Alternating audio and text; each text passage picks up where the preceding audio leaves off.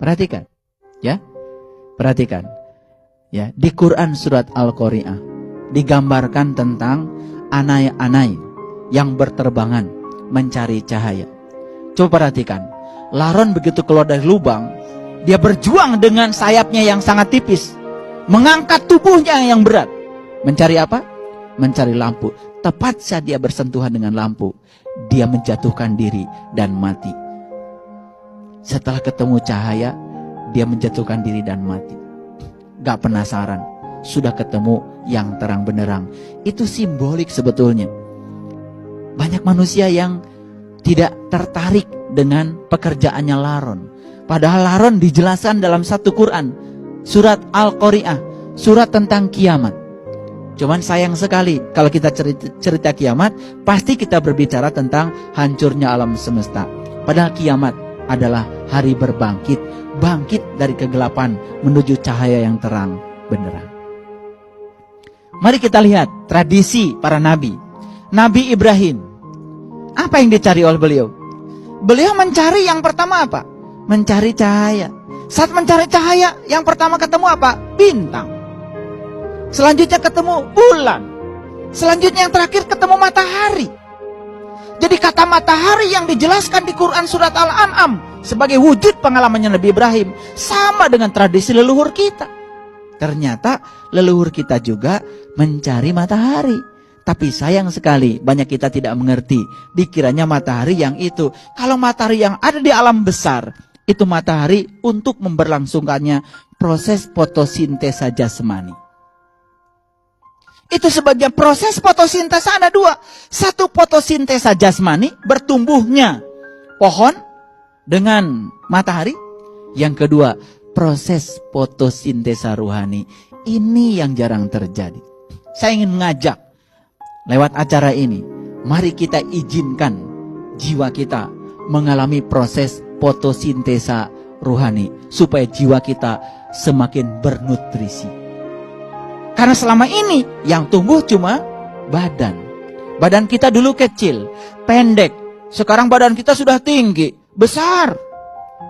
Ke atas memanjang, ke samping juga melebar. Dari mana itu? Dari makanan. Dari mana makanan? Dari tumbuhan. Dari mana tumbuhan? Tumbuhan bisa tumbuh karena dia mencari cahaya.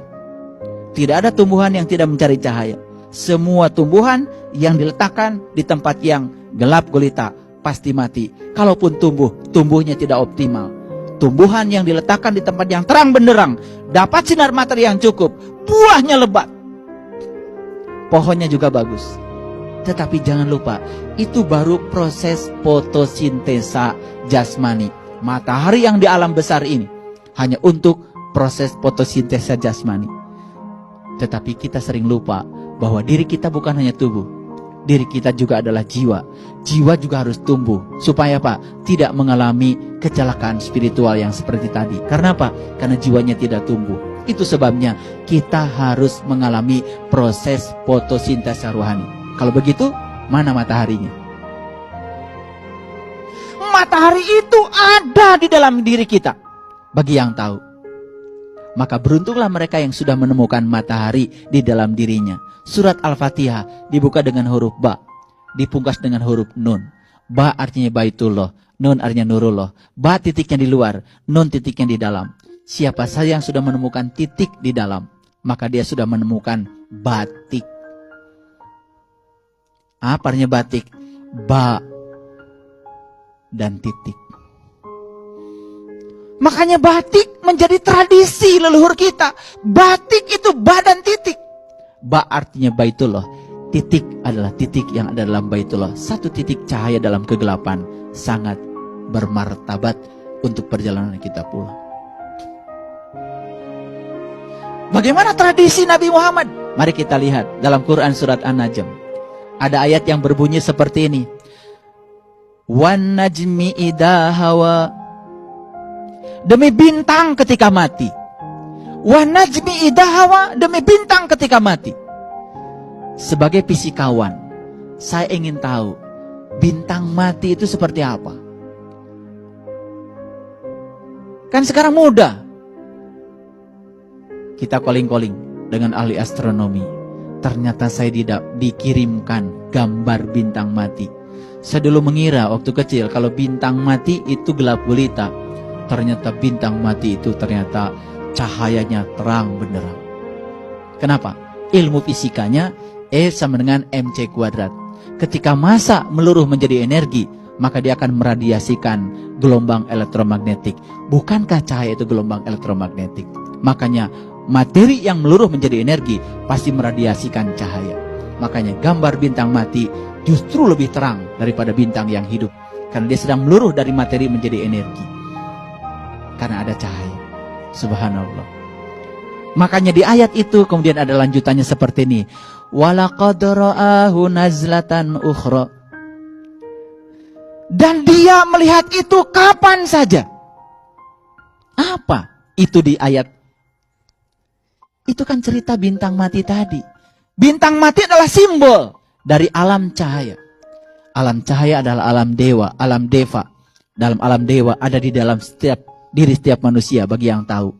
Maka rugilah mereka yang tidak tahu itu. Salatnya gelap, umrohnya gelap, hajinya gelap, saumnya gelap, wiridnya gelap, tidurnya gelap, hidupnya gelap.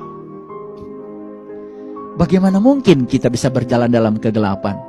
Bukankah untuk berjalan di alam semesta raya yang jasmani saja kita perlu cahaya? Betul?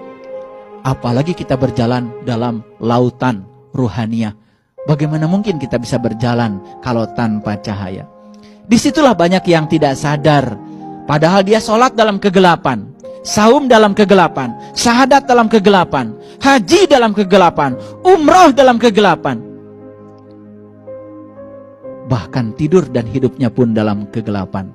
Tidak sadar kalau di dalam dirinya ada alam cahaya yang terang benderang. Cuman dia tidak tahu dan tidak mencari. Makanya Allah mengatakan dalam Al-Quran, Yahdillahu linurihi mayyasa. Aku akan menunjukkan pada cahayaku siapa saja yang aku kehendaki.